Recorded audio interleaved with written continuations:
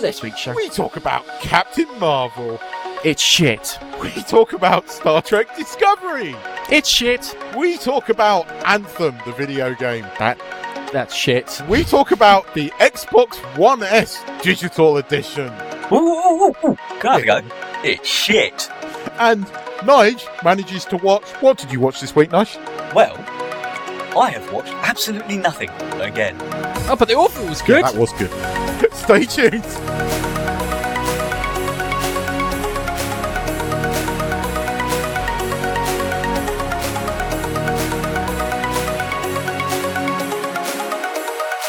Hello, ladies and gentlemen, boys and girls, gamers, geezers, geeks, unwanted feminist superheroes, starship captains, good and bad, games that like breaking consoles, people who like getting with disk drives, and Nigel. It's this week's Monkey Nut Punch podcast. And as always on these podcasting journeys, there's a man with a boat full of children that doesn't seem suspicious at all. It's Captain Birdseye. It's Nigel. Hi. Is that because I give out chicken? Chicken? You mean cod? See, I have no idea who he is. You don't remember the Captain Birdseye adverts where he had... I was thinking, had in my... Every time you said it, I've had in my head... I know he's got it. Bernard Matthews. From KFC. Yeah. Oh, I thought you had Bernard back. Beautiful. Beautiful. The king of the turkey extinction makers, and a man who can only be described as a small dwarf star and having the same mass as a person.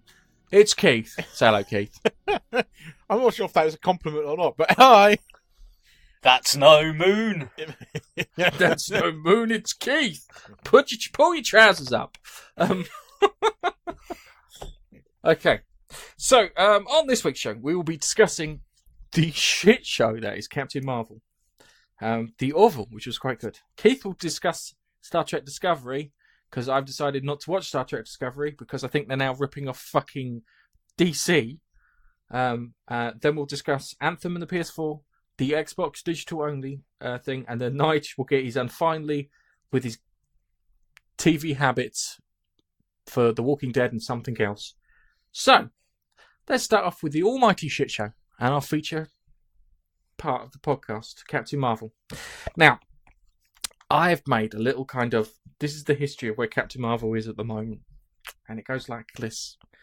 Captain Marvel gets announced at the D12 or whatever it was, Disney event.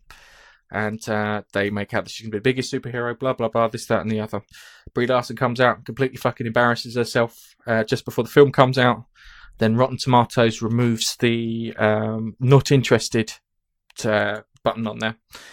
And then on a podcast, while speaking to the owners or the people running Rotten Tomatoes, they admitted that they, how can I put it, don't give the correct reviews for a film because they're scared that they won't get access to other films, and they know that other journalists do the same. So there's a podcast out there, I can't remember where it was, where you've got these guys from Rotten Tomatoes where they say that they know a film is bad, they know that an actor has misbehaved, and they don't pull the film down for it. Yeah, so a bad film can still get a good rating because it's from Disney, and Disney pretty much own the fucking cinema at this point in time. So that was brought out on a podcast. They also stated that they wanted to remove the user reviews on there, which is probably the most useful part of Rotten Tomatoes. So imagine that. You go to Rotten Tomatoes, we don't really pay attention to the critics' reviews. We pay attention to the user reviews, because the user reviews, it's like a sample of 50,000 to 100,000 people who say they liked or didn't like the film, and that's usually the truth behind it. And it reflects in the box office totals and how people are doing it and word of mouth, etc. And then we find that the critics' reviews is usually either completely different or in very rare cases lines up. We know it's a good film where in cases it lines up, it's like kind of 80% here and 82% there. We know that film is just good, full stop. So the owners of Rotten Tomatoes want to get rid of the user aspect of it. Way to crash your own fucking business. Then Captain Marvel gets released. Okay? Captain Marvel gets released. So all the journos and the film reviewers then release their thingies. They're releasing kind of positive comments. If you go through the comments, you'll notice that the reviews, though that they say it's fresh, don't quite sound like the thing is fresh. Where they have criticisms about the film, etc., etc. And then the reviews for the cinema started coming in. So 50,000 reviews came in the first couple of days. Now, admittedly, I would say that there is some trolling in there. But in true kind of current day, the guys from Rotten Tomatoes removed these 50,000 reviews and left like 12,000. Yeah. So all these negative reviews were removed to boost up Captain Marvel's score. Which is fucking dodgy as anything. There was so all these cinema. There was a video where there was 12,000 reviews on there. Then it went down to 4,500 or something overnight. Then it came back at it was 50,000. Well, then it went. It went back up to 45,000 on there. Yeah, hold on a second. Some were added back in. Hold on, I haven't finished yet. Because this story continues, yeah. YouTube. So they removed the 50. They put the 50,000 on the 50,000. They took them off, yeah. So and they told reviewers, the people who dropped their reviews on it, they took it off. So do you know what they did? They went back on there and put their fucking reviews back on the site, yeah. So then it started climbing up, and then something strange started happening. The user score, started climbing. So it started getting more and more positive reviews. And a YouTuber and comic artist by the name of Ethan Van Sciver started spotting something a little iffy. The same review was appearing again and again in the positive reviews for the film. Like someone had set up, say, a bot, or someone had updated a database with the same fucking entry. So they look a little on the spurious side. So that's where we are. In regards to Captain Marvel. I haven't even talked about the fucking film. You're missing a bit. You're missing the YouTube antics this week. So, yes, where they changed the algorithm and they tagged Brie Larson as news so they could create what they refer to as authoritative sources to bury the bad press that they were getting. That's not the only thing. So there's a YouTuber that's very outspoken. Sometimes I find him a little bit too emotional and angry, but some of the stuff that he says is bang on the money. But you watch him as well, Bold Streak. So this week, you should go and check out his channel, because this week he's made a number of videos on Captain Marvel, and his stats and things are curious to say the least. So he made a video called Captain Marvel, a PR disaster, and it got something like 20,000 views, and then suddenly just dropped. That's the demonetization effect. They lie when they say demonetization doesn't affect a video, because they're on the short of it. They're a business, they want to make money. They're not going to promote a video that's not going to make them money, which makes sense, and I get that. But it is making money. But they shouldn't lie and. No, it's not making money because it's been demonetized. It has the orange symbol by it. They demonetized it. YouTube demonetized it. But the thing is, if it's getting 20,000 views in the space of a day, how is that not going to make money? YouTube's argument is that they are, like all these other companies, are falling to the pressure of fucking Disney. And it's just disgusting. It really is. Disney are censoring the internet because they made a shit movie and they can't handle it. And before anybody says, I've seen it, and I'm telling you, it's shit. I feel like I've seen it. We'll talk about the actual film in a bit, because I've heard some horror stories about it. But the long and the short of it is they are screwing themselves over something chronic. Here's a thing. Just going back to the controversy of Captain Marvel before we get into the actual film. Apparently, and you brought this up in the pre-show kind of chat that we have, that Elizabeth Olsen, who plays Scarlet Witch, isn't very happy with the fact that they brought fucking Brie Larson in. And do you know what? I'm on board with that, because Scarlet Witch, believe it or not, is an Omega level mutant, which makes her one of the most powerful people in the Marvel comic universe. she rewrote reality for the entire universe. Yeah, and apparently Captain Marvel's stronger than her. You're telling me you can rewrite thing? Is it the House of M story? Was that? Yes. Where Captain Marvel has been crowbarred in there with such force. It's terrible. So here's the thing, right? Hollywood just doesn't seem to realise that I think part of it is they're bringing in writers that just don't know the franchises. So it's the same with Discovery, that they don't realise that there has actually been really strong female characters. Here's something, right? We are not against strong female characters. I don't think anyone is here in this podcast is. We were in the pre-chat. We both said really, really want to see what's her face as Scarlet Witch. Not Scarlet Witch. Scarlett Johansson as Black Widow. Black Widow. I want to see a Black Widow movie because that movie will be. But cool. here's the quick twist: is I want Hawkeye in that too. It has to have Hawkeye in that because they have to meet up and fight each other and then become friends because that's interesting. Yes. Yes. I want Black Panther. This is the other one I want: is Black Panther versus Doctor Doom. Because that would be fucking awesome. Wakanda versus Latveria because it's like kind of two so-called advanced like countries having a fight would be fucking awesome. You can have powerful women alongside powerful men, and it works. I mean, just look at Star Trek Voyager. You had an ensemble cast with a powerful woman who never demasculated any of the men around her, never tried to have a go at the men around her. She was powerful. She commanded the men, but she never once belittled them. She did shag Tom Paris, but we'll forget that. But that was the perfect written, strong female character. You had B'Elanna Torres, again, another strong female character.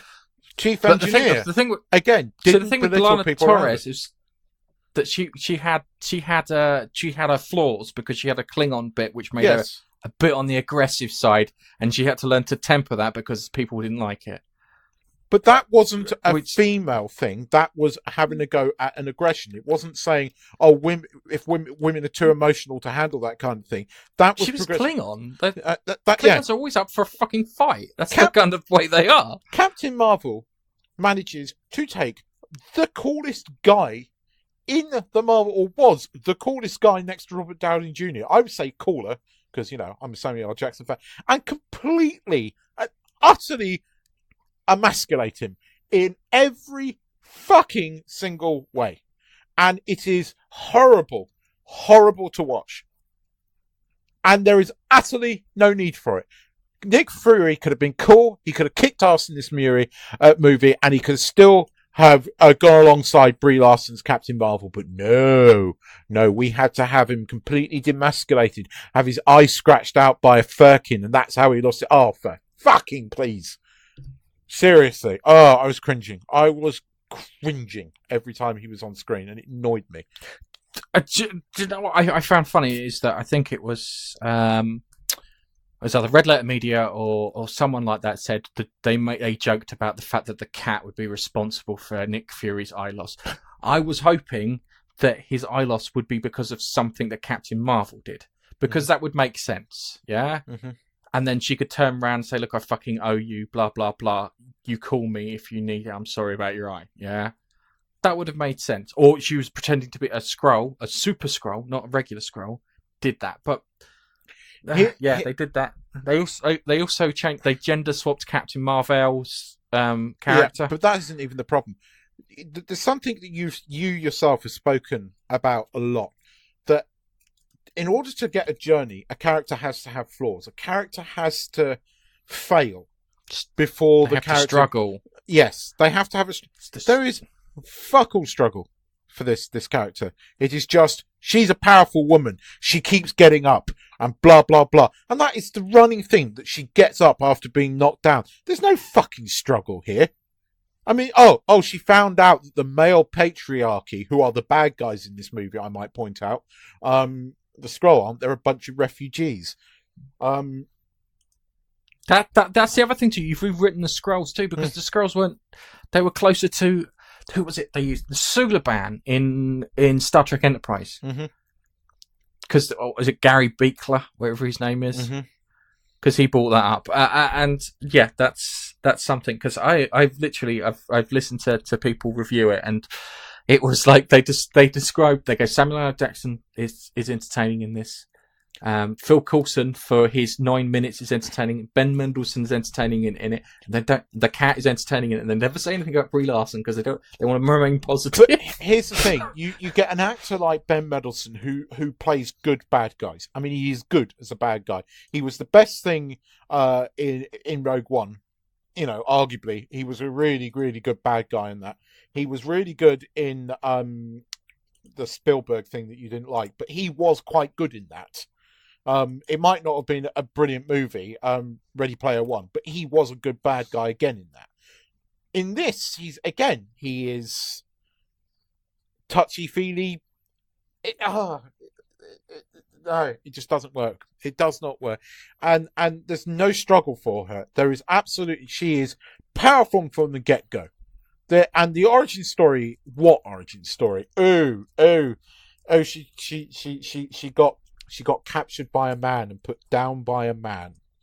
That's the whole story. And, you know, when she comes to fight Jude Law at the end, she just blasts him across the desert. No real fight scene, no real struggle to overcome the thing. She just blasts him across the thing, and that's it. And don't even get me fucking started what they did with Ronan the Accuser. Oh my God. They didn't even... he was there purely for a metaphor, and they didn't even try to hide it. They didn't even try to package it up in a nice little, you know, rosy package. It was blatant. Ronan the Accuser turns up, tries to nuke the planet. Captain Marvel flies up, shines, flies through one of the ships. Literally, flies through one of the ships, blowing it up. Ronan the Accuser turns around and legs it. That's it. This is the same Ronan the Accuser that was in Guardians of the Galaxy and literally obliterated the Nova Corps before, you know, getting his ass finally handed to him by the Guardians of the Galaxy. He hightails it from, you know, because the almighty powerful woman came to save the day, and it just it's so bad. But the cat's good. that review is genuinely true. The cat is funny. The cat is very funny. I heard that the cat was fucking overstated. Oh, I found the cat funny, but then, you know, I genuinely, maybe because the movie was so bad that the cat provided some comic relief from that. I mean, there's a couple of quite funny lines in it, and again, when the men are allowed to be men and are allowed to shine on the screen, which is not very often, because, you know, that would take it away from our super amazing Brie Larson, they're quite good. I mean, when Samuel L. Jackson is allowed to be Samuel L. Jackson, it's brilliant. But most of the time, he's emasculated. And you know, he's sitting there stroking the cat as Brie Larson saves the day, which is not what Nick Fury would be doing. Nick Fury would be holding a gun and blowing the shit out of anything, even if there is more powerful characters around him, because he's never the most powerful character on the screen throughout the beginning. But, you know, nope, he's sitting there stroking a cat. It's how can I put it? It's really disconcerting because the Russos apparently weren't happy with having Captain Marvel crowbarred into Endgame because they did everything they could to make sure that she wasn't in Infinity War, and they've apparently done 2 cuts of what do you call it?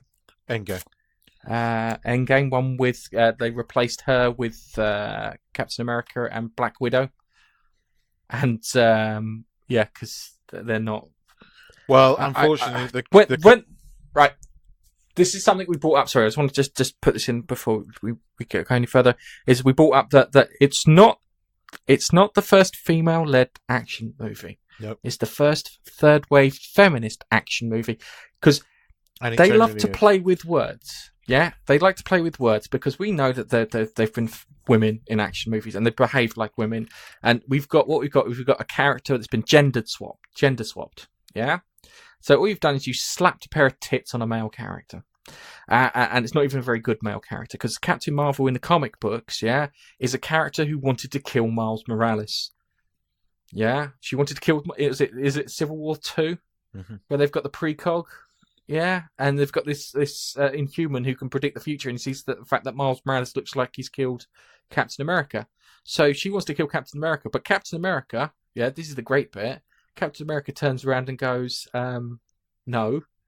I am Captain America. I'm gonna talk to the kid and be nice because that's the way we fucking do things when she wants to kill him. So in the comic books, she's a fucking ugly character. But there is hope. You know why? Because as soon as they introduce the X-Men into the fucking Marvel Cinematic Universe, there's a good chance that Rogue will take care of Captain Marvel for us. Here's the thing, right? I mean, Brie Larson isn't as flat as some of the reviews say. She does act, and she does smile, and she does it. So she isn't just dirt facing throughout the whole thing. And I've heard reviews saying she's bland.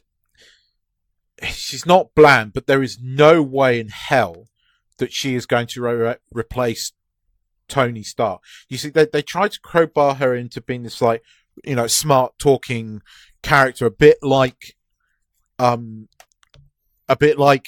Stark, but she just does not have the charisma, and that's the problem. She doesn't have the charisma in order to do that. Yeah. And I'm not saying women don't have charisma. She doesn't, because they made it a third way feminist movie, and that's the problem. That's the problem with this film. Nothing else, you know. And again, Wonder Woman was a brilliant movie. Black Panther had all this political bullshit around it, but actually it wasn't a bad movie. I mean, it wasn't Marvel's best movie, but it wasn't a bad movie. So you kind of forgot about the politics, because when you actually sat down, there was none of that in the movie. There was no real. There was a political thing going on, but there was a few things. Yeah, but there wasn't a lot of it. There were a few things, but you know, there's a few things in all these films. You always expect there to be a few things. We jump upon them because it's so hot. The topic is so hot at the moment. But really, Black Panther was an entertaining film in its own right. It was. This, it's just an agenda film. The story, the characterization, the character development is a second afterthought. The agenda is the main thing of it. The patriarchy are the bad guys in this movie. And that's the problem. When you sacrifice storytelling and character building to promote your agenda, you're going to have a dumpster on your hands. And that is what this movie is, unfortunately. It does look like she's going to be an Endgame, because right at the end we get Captain America, Scarlett Johansson, and we get Hulk, what's his face, Bruce Banner coming in, and they've got the pager, and then suddenly the pager stops working, and they go, "Oh, have you changed out the battery?" "Oh yeah, we've done all of that. It's just stopped working." So it's obviously sent this message, and the message is being received. And then Captain America turns around, and you've got Brie Larson going, "Where's Fury?" And then boom. So, you know, she's back on Earth. The thing is, right, again, another argument that you pose, and you're absolutely bang on the money on this, don't let it go to your head, it's the Superman effect. You can't have a godlike character at the beginning of a film. It doesn't work. So I have enough trust into the Russo brothers to hope that they somehow depower her in some way or another, or have Thanos have some kind of secret decree device that fucks her over for half the film, because at the moment Thanos doesn't stand a chance, and it can't be Captain Marvel that ends it. And I just think it's going to be, and it's going to ruin what could be a good film, and unfortunately all the goodwill that Kevin Feige has built up over the last years is down the fucking pan. And no matter how they butter themselves up and shield themselves going, "Oh, everybody thinks the same way we do." No, they don't. And this isn't trolls. Yes, there are some troll reviews. Yes, there were some troll reviews removed from Rotten Tomatoes. We can't do anything about that. There are just some absolute wankers out there. But the majority of people that are giving bad reviews for these are not misogynists. They are not women haters. They are not white males that have a problem for not being successful. They are people that like movies, that went to see Wonder Woman, didn't complain. Wonder Woman was $1 billion movie. There's a reason why. Because it was good. Now, you can't, and a lot of the people that went to see that film enjoyed it and reviewed it and gave it good reviews do not like Captain Marvel. So your argument about them being misogynists and trolls goes out the fucking window, because it isn't. The majority of people that are going to see this film are not women haters. They're not misogynists. They're women that don't like this. Okay. Because the majority of women don't like third-wave feminists either. Look, okay. From my perspective, sorry, go on. No, you go, because I was going to do the final statement. So you say your thing before I do the final statement. Well, while you two have been, banging on about Captain Marvel, I've been on Rotten Tomatoes and I've been reading quite a few of the reviews from people. For once, I've been able to see them. It does say on the main page there were no reviews, and I clicked the button, went through. Yeah, there's 41 pages of reviews from people. Yeah, they're trying to hide it. In every 10 or so reviews, there is a 5, and most of the reviews are between a half star, that's not even 1 star, a half star, to 3.5 stars. But when somebody says they like the film, they've given it a 5, and they always comment on Brie Larson and her amazing acting. So whether or not that is a bit preconceived, I don't know. Quite a few echo exactly what you were saying, Keith. She has no character arc. She starts out as superhero on steroids and doesn't have any weaknesses. I agree. I think one of the things that really drew me into Spider-Man, for example, the first one, was he was a fucking dweeb, biggest nerd on planet. He was downbeat, trodden on. He had no skills apart from his intelligence and all that sort of stuff. And then he slowly learned how to get past this, and then as he did, he get knocked down again because Uncle Ben died, and all that sort of stuff. That's a good character arc, right? Yeah, but that's the character arc of every Marvel, except this one. Every superhero or all of the Avengers. Black Widow, same. Started off as a baddie, gets knocked down, picks herself up, meets Nick Fury, decides to save the day. Elizabeth Olsen's character loses her brother, kind of realizes she's on the wrong side of things, comes onto the right side of things, fucks up a couple of times, like, blowing up a fucking apartment building, gets really cut up about it. It affects her powers. It affects her. But she carries on. She becomes the character we now know her to be. In Civil War, she arguably picks the wrong side. Again, it's all of these characters. You're absolutely on the money, Nigel. Absolutely on the money. Well, I think that's what draws me into these Marvel films. And if you even consider Batman Begins, it's a similar again, isn't it? With Batman Begins, I know it's DC, but he fucking parents die and all that shit. But it's the arc he goes through, and he sort of decides to do. He has this bit of a shit, like he goes back to it. He learns through. I've forgotten his name. Ra's al Ghul. Ra's al Ghul. Yep. He learns through him and all that. Yeah. Even pronunciation's fine. Rash is just get some cream to that Get some Rash. cream, mate. But even that's what I meant. Slap that on. Even Wonder Woman, right? Even Wonder Woman has an arc. Yeah. She's powerful when she leaves Atlantis. Not Atlantis, when she leaves the island. But she has an arc. And she's naive. And by the end of it, she's not. There's an arc. Yeah, I really do like Wonder Woman. And actually, I'd go as far as saying it's one of my favourite films. I could actually rewatch that many times, and there's not many films I would do that. Gal Gadot is fucking brilliant. Brilliant as that character. Made it her own. And you're right, there is a story arc there. Even if she does start off fairly powerful, but then fucking everyone is on that island. But her character flaw is she's naive. And that's... She is naive. That's That's how she builds. And That's her. she's not allowed to do anything, so you're not able to see her in action. You're not able to see if she actually has learned what these Amazonian women have done and learned in their training, because she hasn't been allowed. Her mum has forbade it. So with that, she's been repressed and not being able to do anything. And like you say, she is fucking naive. And here's the other key. She's not oppressed by the patriarchy. She's oppressed by other women. Keith!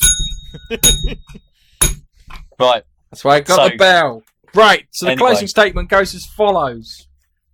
Captain Marvel looks like it's a film that rewrites parts of Marvel's history. Tesseract. Which is a bit insulting. Oh, can I ask you? A bit insulting to the people.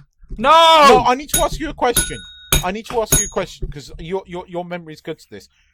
At the beginning of the Avengers, they dig up Captain America, don't they? They dig him up in the ice. Yes. Don't they dig up the Tesseract at that point?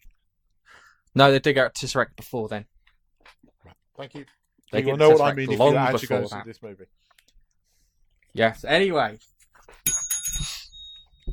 that's why I got the bell. So Bell means Captain stop, Marvel. people. Okay. So Captain Marvel goes as follows. Yeah. Disney are handling the publicity terribly. Brie Larson. Sorry, that's the porn star's the other one, isn't it? Brie Larson. Why'd you name your child after cheese? Yeah, terrible ambassador for the film. Yeah, it's not the first female superhero film. They're lying because it's the first third-wave feminist film. So when they say that, you go, please restate, because you mean the first third-wave feminist film. We understand you. And it's going to be an absolute fucking disaster if Captain Marvel is in the end game and she is OP and she has no kryptonite like Superman. So, let's talk about the Orville. Because the Orville... One thing I just have to say before you do... I'm not talking about the real Captain Marvel. The good Captain Marvel's out next month. The new trailer makes it look really good. Shazam. Yes, I mean Shazam. Shazam. Shazam looks good. The new trailer does look good. Shazam does look good. I think, is that a series? Shazam was originally called Captain Marvel. Movie. That's what I mean. And I No, Shazam's a film. You've seen that. I'm sure you've seen the trailer with the guy when he's doing the thing with the phone. It's your phone's charging. Boom. Yeah, it's big. Oh right, no. So it's a film coming out. Big with superheroes. Yes. It's Shazam, but Shazam was originally called Captain Marvel before they changed the name to Shazam. So this is the real Captain Marvel. It's gonna be good. Okay. All right. Orville. It was good. I enjoyed it. It was kind of a nice kind of follow-on from the epic two-parter, which was called Identity. I need to catch up because I haven't seen the second one. I know you discussed it last week. Yeah. My plan is to hopefully find some time this week, and I'll catch up on the Orville. This episode was good. So this is quite good. Does it follow on? Does it follow on like kind of story-wise? follows on? It acknowledges what's happened previously, if that makes sense. It's not a direct follow-on, but it acknowledges what... Do you want to cover your ears and we'll wave I shall disembark my earpiece and then wave at me, because I do need to catch up. No, that's fine. So, we got the Orville. It was a Gordon Malloy kind of focused episode where he comes across a friend who spent his time in prison for the last 20 years in a Kree prisoner of war camp, and he's been tortured, his family's been killed and whatnot, and he's got his daughter in tow with him.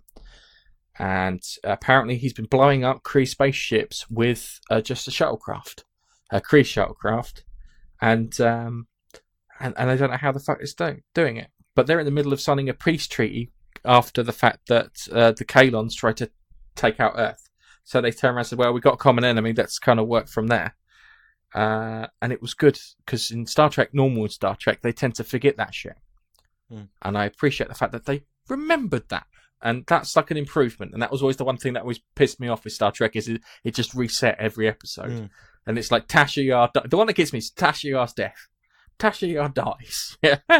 Next week, just got a new security chief. That's it! How? Yeah. Really annoying, that one. But that was one of the most annoying things in The Next Generation. And it's like kind of the previous episode, Picard was half Borg, and we had to regrow him an arm. Yeah. But they acknowledge the fact that stuff has happened, and you've got this guy who's on the run, and he's been causing havoc. So it comes as a bit of mystery, because you have no idea how he's blowing up these fucking battle cruisers with just a shuttle. But over halfway through, the Doctor figures out exactly what's happening when the security chief. I can't remember her name now. I can want to call her Alara because that was the previous one. No, I know. Who's the new security chief? I can't remember her name, but it is. I know who you're talking about. Yeah, but she gets great because she gets into a fight with the daughter, and then the moment that the daughter starts bleeding, the Dr. Finn medicine woman notices that she's bleeding a certain colour blood, which indicates that she's a certain alien who's from a planet where her blood in our atmosphere is fucking highly explosive. And it's great the fact that she goes, shit, like that. And she goes, quick, I need you to do X, Y, and Z and do it now. And it's like, okay.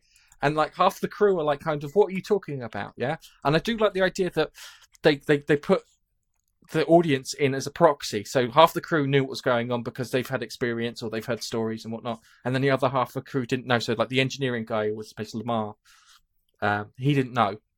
So because he didn't know, they had to explain to him, which was great because it's like, oh, that makes sense. And then you find out that her blood is super explosive in nitrogen-rich atmospheres. And that's what the guy had been using to blow up these ships. So he's been going there, firing his little thing, gets into the atmosphere. And then he takes Malloy on a suicide mission because he saved his life from getting caught by the Kree. So Malloy's like kind of a bit kind of guilty towards it. And he takes him out and he's like, I don't want to go on a suicide mission. And he dobs him in and he jumps into his spacesuit just before he blows up the shuttle. And then he has one hell of a ride because you always see people get ejected out into space. And in Gravity, I think in Gravity they did it, and I'm not sure about other films, but when you go out into space, have you ever done one of those things that's like kind of hamster wheelie style things where you have to try and stabilize yourself? He had to do that, and he looked genuinely panicked and worried as he was being spun around in the void of space after being hit by the explosion. And the suit hadn't stabilized him out. He was given another. It's not his first episode where he's had a moment, but he was again really good in this episode, and he wasn't just the fool. He had heart and again had a character development in this episode, and that's what I liked about him. And he had obviously already dobbed him in when he got on the shuttle because it was a setup that he took the shuttle with a friend. They were trying to work out what the weapon was, but in the time. Yeah, because he went to the security chief and he turns around and goes, we should have a drink. And it's like, kind of, we can go to the bar. He goes, no, let's have a drink here. Because he was like, I need to say this, but I'm having trouble saying this. And it was quite nice that you saw the character struggle because it's like he's his mate, but he doesn't want to dob him in, so he can't really go to the captain. I don't quite know you as well. Let's pretend we're doing something else and I'll tell you the truth. I like that because that shows a bit of struggle, a bit with the character, which is quite good. And it was another one of those good kind of character pieces. And I enjoyed it. It was good. It wasn't. It kind of was a big come down from fucking. No, but it had some action, and the fact that it did carry on the sort of Krill storyline. It did narrative. It did carry that on. It didn't just forget it. It acknowledged that, and I think they're building to something else. I don't think we've had the last epic episode. I think they're building to something. I have a feeling that season 2 is going to end on a cliffhanger, but it should get to season 3 at this rate. We're not hearing. I'm enjoying it. It's good. I do the characters. I like all the characters. There's not one person on that ship that I don't like. Even Bortus's Clyden, whatever his name is, Bortus's other half. I'm not too fussed by him. He's probably the closest they got to a villain on the show. But even the Krill were quite reasonable because they were like we'll talk peace because kind of things have pointed us towards that. Yeah, but it wasn't all that Star Trek-y, everything's wonderful, La La Land crap. It that's what I generally like about this show. There is a certain sort of optimist side to the show, but it isn't unrealistic optimistic feel. But yeah, it's good. It was a good episode. It was a good continuation onto an episode. So yeah, I enjoyed it. Yeah. Okay. So it was good, and I do appreciate it. So yes, Star Trek Orville. I'm going to call it Star Trek Orville. Why not?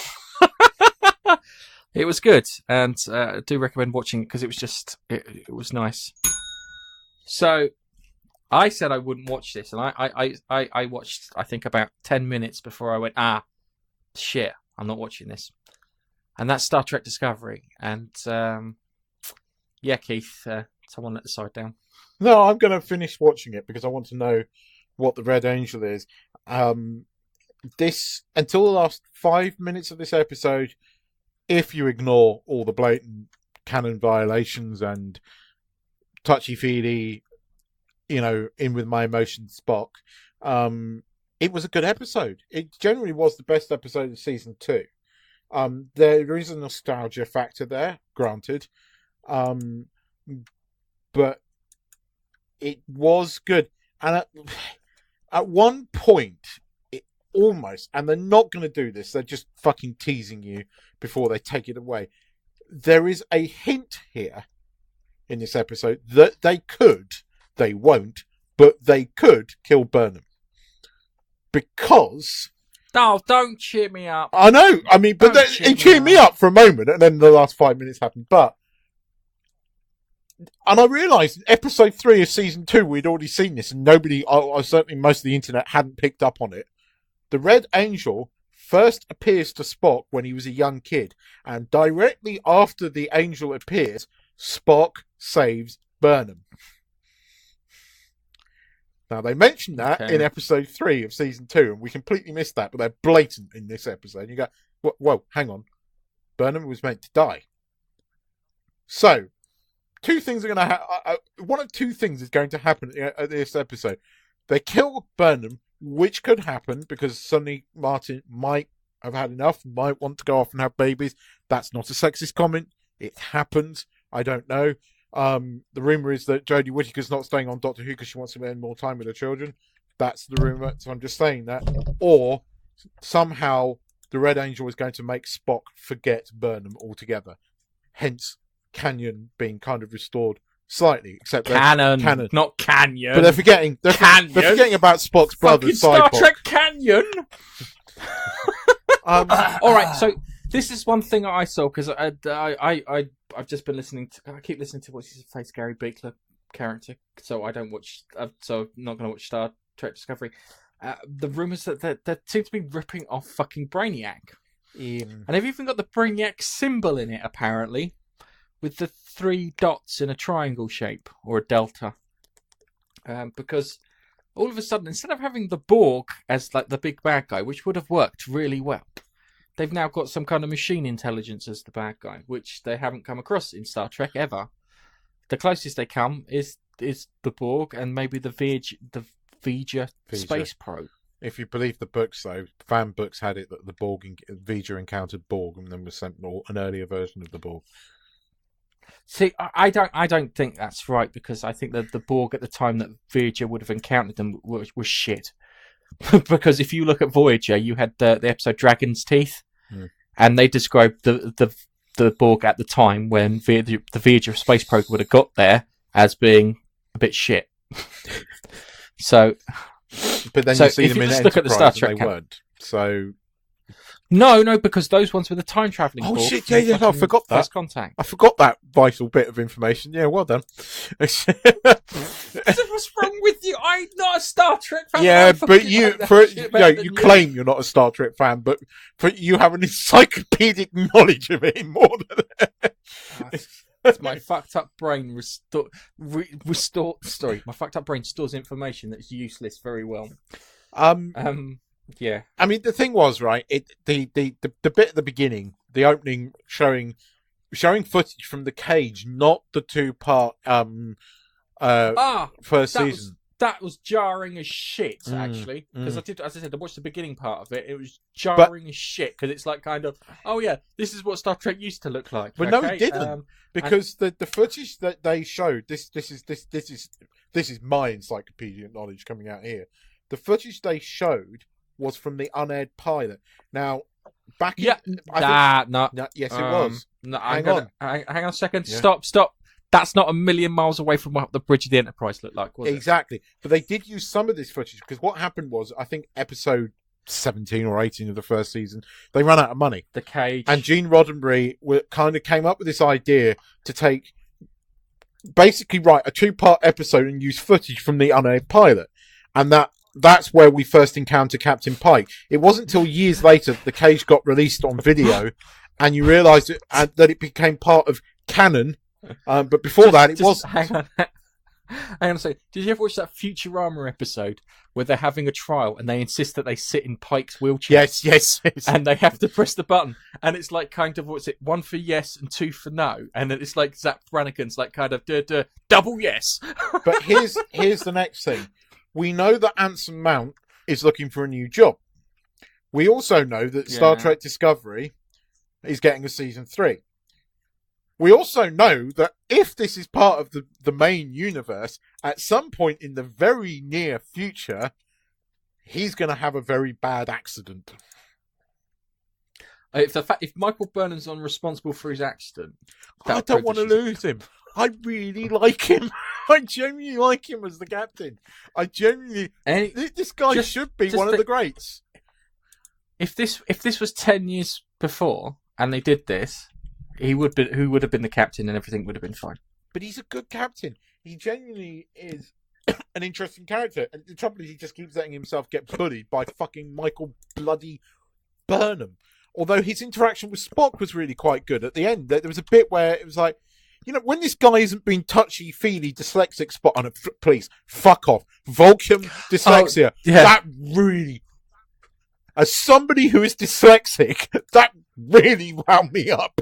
I mean, really wound me up. Vulcan dyslexia. Hang on, fuck off.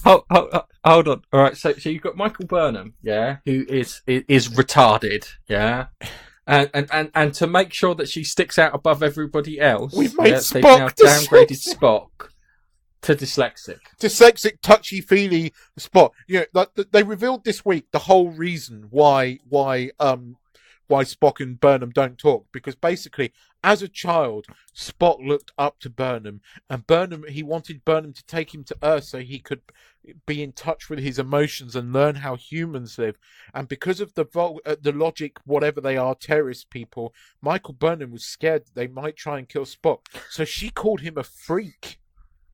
And that's why Spock doesn't talk to him anymore. Because she called him a mudblood. I mean, the mudblood. Yeah, she called him a mudblood. Effectively, she called him a mudblood.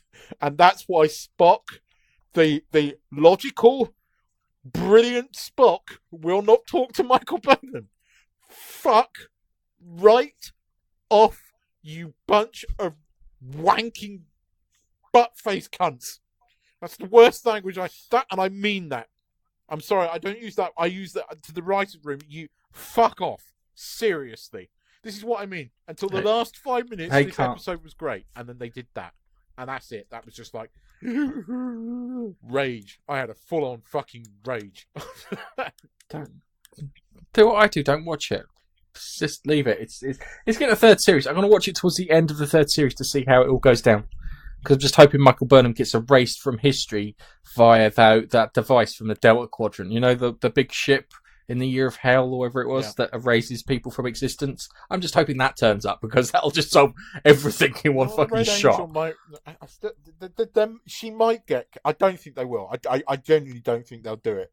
But there is Do you know what? an opening to kill her off. This is the thing that's getting on my tits, because I reckon... This is I want to say that the Red Angel is Tilly, or the other one from the Spore Network, who's kind of gone across. It's a human, but because Spock mind melded with it. That's why he's gone nuts. But I've got. Imagine this, You've got a machine intelligence, and then you've got the Borg, and the Borg could stand up to the machine intelligence, but no one else could. Yeah. And it's I want it to be something interesting, but I don't know. It's gonna be shit. I've, as I said, given up on Star Trek Discovery. And on that note, do you want to cover Anthem, or shall I cover Anthem? Yeah, go ahead. You're on a roll. Okay, all right. So, me and you played Anthem. You got rather upset over the fucking hub world, which I didn't have a problem with. But I'll be honest with you, given what's happened with Anthem, that's not his biggest problem. I'd just like to point out that I was offered to buy Anthem. Amazon sent me an offer via email saying, look, you can buy Anthem, you can save, I think it's like 25% off, and we'll give you a £5 voucher if you buy Anthem. And I'm really glad I didn't take them up on it, because I'm a PlayStation owner. And apparently, Anthem is so poorly made that it crashes PlayStations to the point that it causes them to turn off.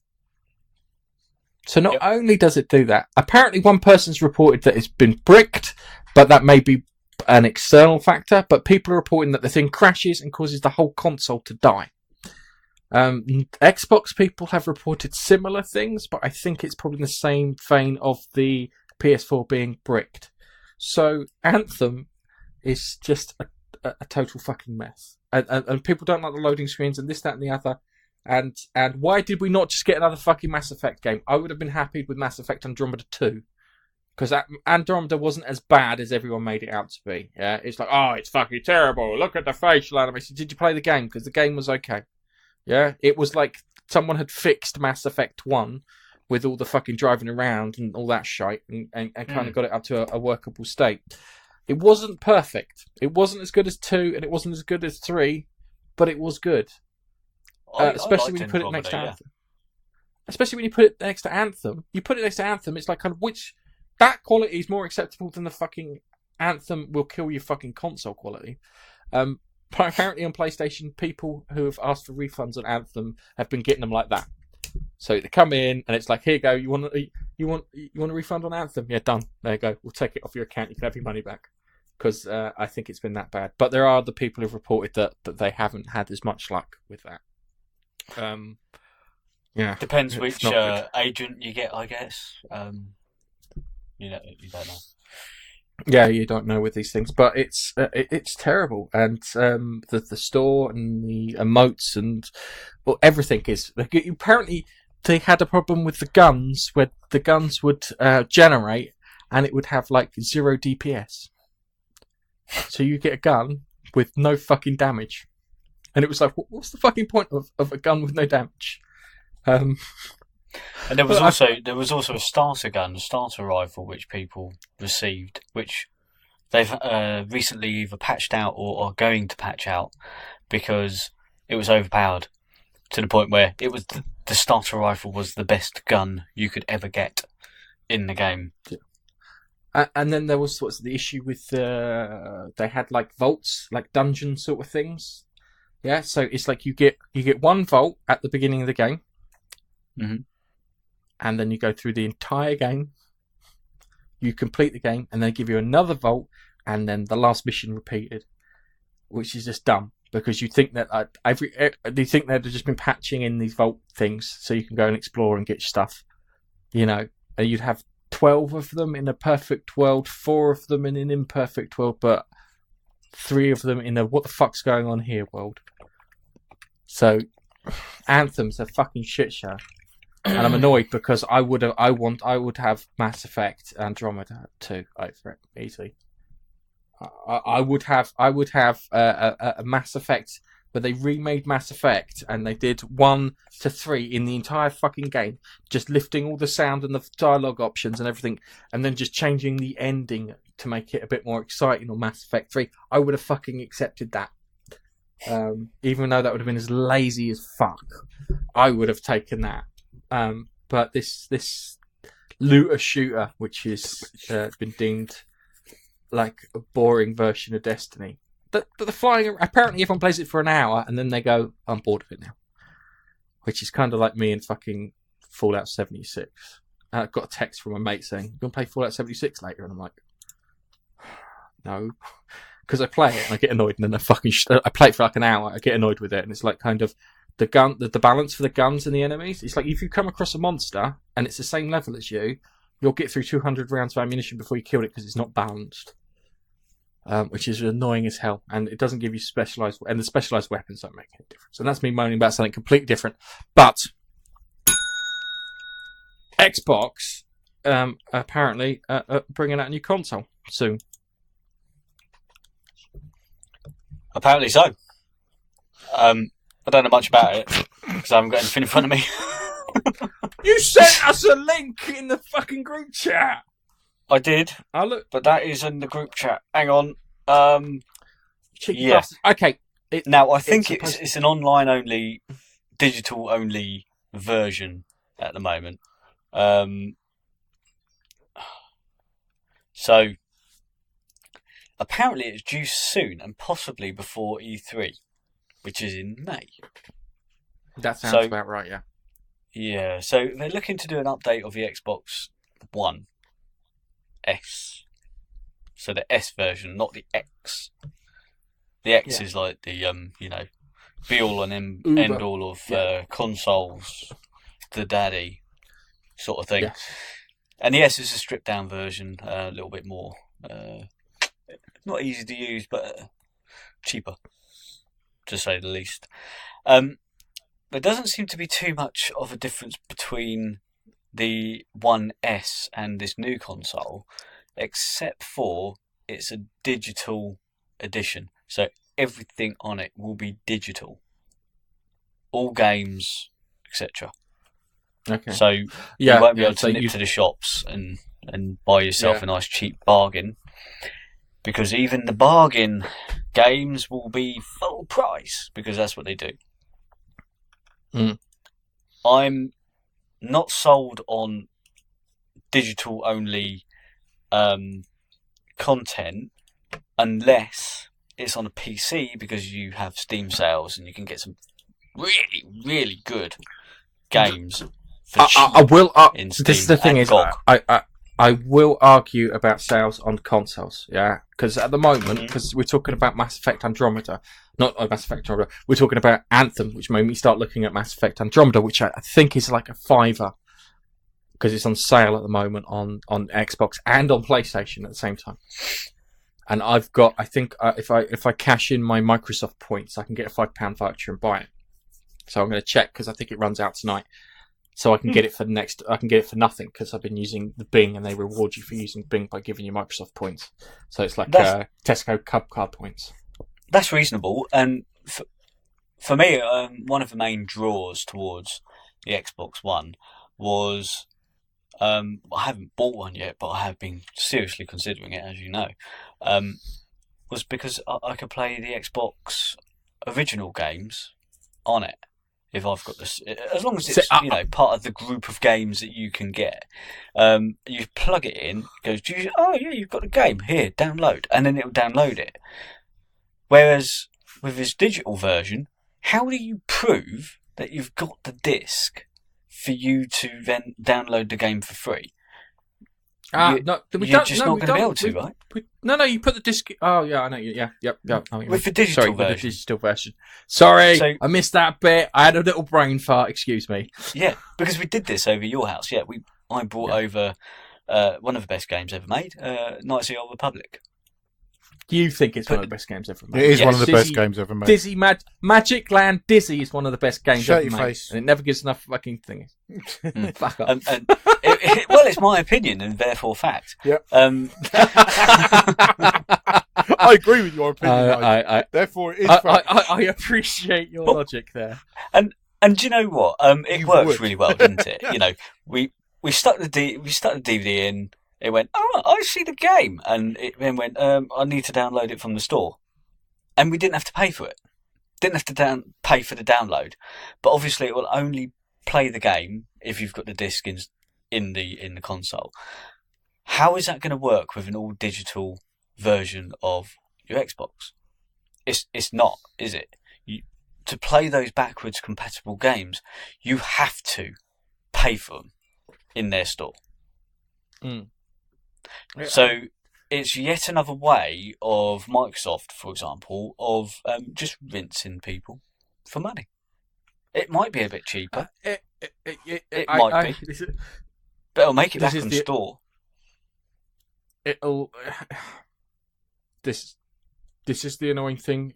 Everything's going this way, and I don't like it because it removes the video from the video game. If that makes Yeah. sense, because it's now a streamy or a downloady game. So it sucks, but it's kind of the future, because if I look at I had some conversation with a guy at work, and my music library is owned by Amazon. I've got a few tracks that I genuinely own, but it's owned by Amazon. I've got a ton of stuff on iTunes, but most of it's owned by Amazon. Well, iTunes again, it's not owned by you, mate. It's Amazon. It's iTunes. It's Apple's. Well, yeah. Same I've got I've got stuff from the good old days when you used to download stuff. Wink, wink. I think I do as well, to be fair. So, Dodge. Just as a final on that, like you said, I think they're testing the water with this new console, see how well it sells and what the reception is to it, and then, depends on what happens with that, they might, in their next generation of consoles, either go all digital or leave a disc drive in. That's my that's my thought. Right. My thing goes like this. They're going to move to an online service, and they're going to stream everything. And the reason they're going to stream everything, and they'll probably move away from they'll do specific hardware for their stuff, but they want to turn into Netflix of gaming. And the reason I say that is that there's rumours, but we haven't seen it yet, that Xbox Game Pass is coming to the Switch. So, okay, we'll find that out when we hit E3, and I think that Sony aren't going to be at E3 because they will be showing off their new console. It will come in 2 SKUs, a streamy, downloady version, and a media version. Yep. I will always go for the one with a disc drive. I'll go for the one with a disc drive. I've got Blu-ray. It's my Blu-ray player. That's why. It's my Blu-ray player. So, okay, Nige, you've been watching TV, I understand. Yeah, and when you say TV, normal TV. For normies. Yeah, for normal people. Yeah, because I don't get to watch too many of these things that you watch, because I usually watch whatever my wife would like to watch. Yes, dear. And actually, something that's reasonable on TV. Hang on a second. Before you continue, shall we introduce the term that I use when I talk to you about what's going on, and then you turn around and say, I can't do this because it's political. So when me and Nige send messages back and forth, every so often, if it's like the wife disagrees, we just write, it's a political decision. So Nige hasn't been able to watch TVs because it's political. It's political. Which I find amusing. Yeah, so it was actually on Friday night. Now, a few of you guys, maybe not in the US, but in the UK, will have heard of something called Gogglebox. And Gogglebox is a program on Channel 4, which is a terrestrial TV channel. And it is basically, it's people sitting in their front room as families or whatever, watching whatever is on TV and being recorded saying their fucking bit. It is like fucking Twitch for TV. Genius is what it is. Essentially. And sometimes it can get quite funny. And yeah, there's a few people in there who are just fucking stupid. What was the first example I gave you? Yeah, one of these was it's all around this story. They were watching it was actually news about the Mars rover that has just landed and what is going to happen with this Mars rover. And they're going to dig down 5 meters, or drill down 5 meters to see, what's under the surface and so forth. It shows that. And it cuts to this old couple, and this woman goes, "How far's 5 meters then? That's got to be around 6 foot, isn't it?" That's fucking hell, man. How can you be that thick and be on fucking TV, right? Quite easy. I told you guys, My God, you know when you hear something so thick, you slap the top of your head. I almost knocked my head clean off with that. Then they cut to another Never watched another an episode girl. of Kardashians. Oh mate, no, just no. It cut to this other girl who's sitting with her mate. Could be her sister. Fucking don't know. Don't care.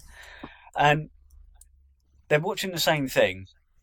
And she's going, and her mate's sitting there going, oh yeah, well, they're doing something really, really good. She goes, and her friend goes, yeah, I wonder what they'll find there. I wonder if that's really good. By the way, who's NASA?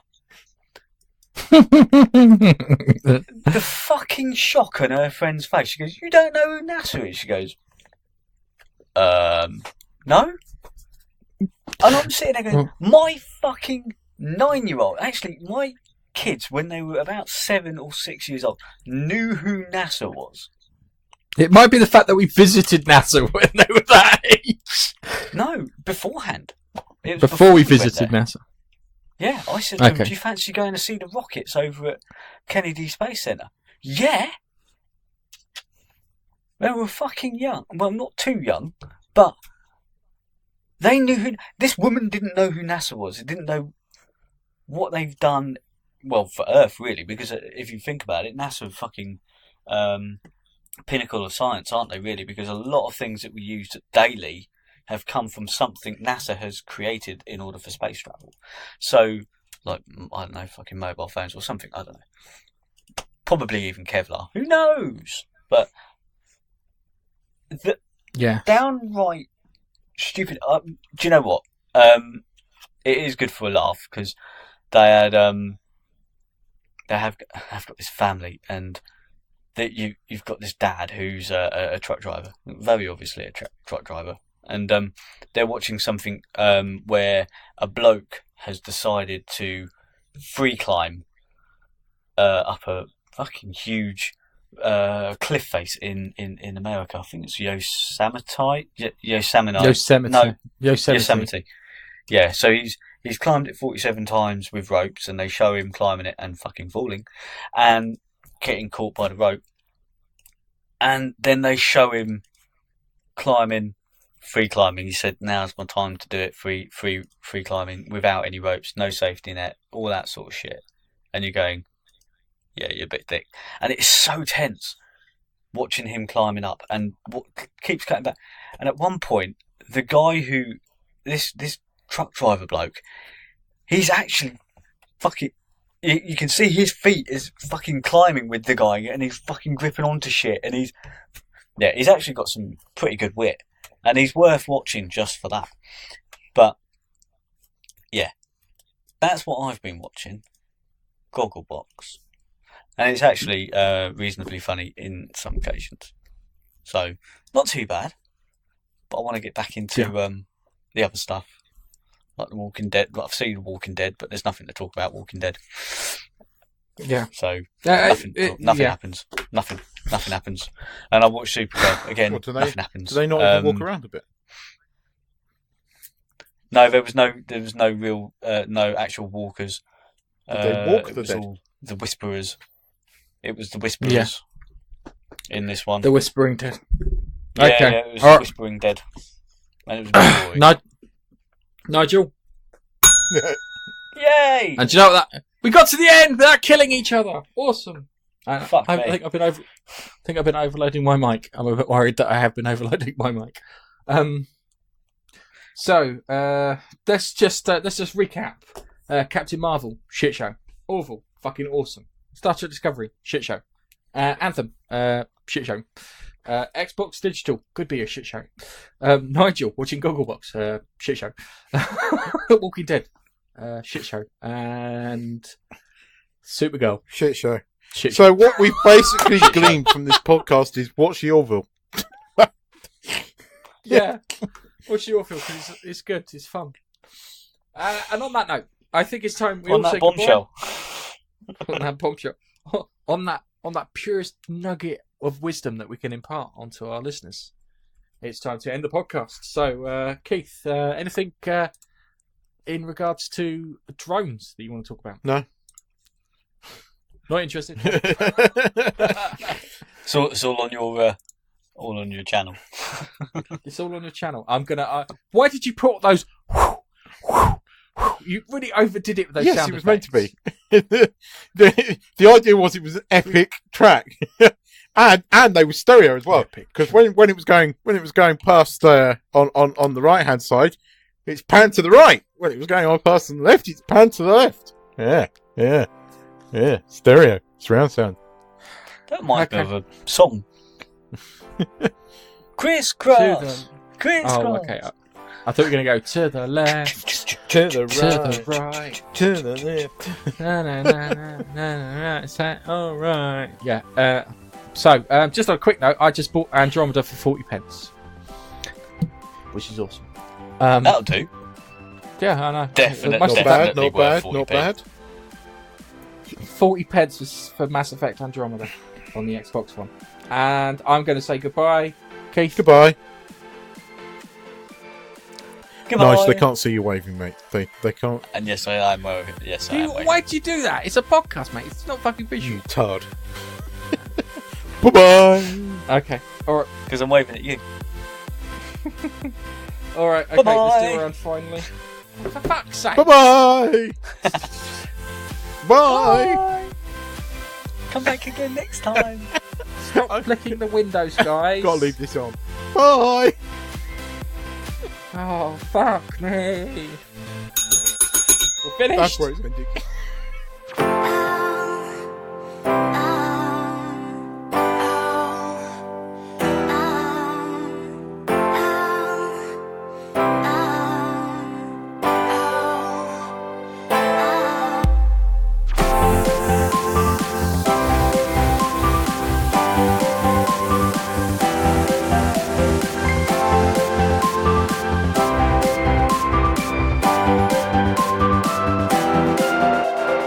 Thanks for downloading the Monkey Nut Punch podcast.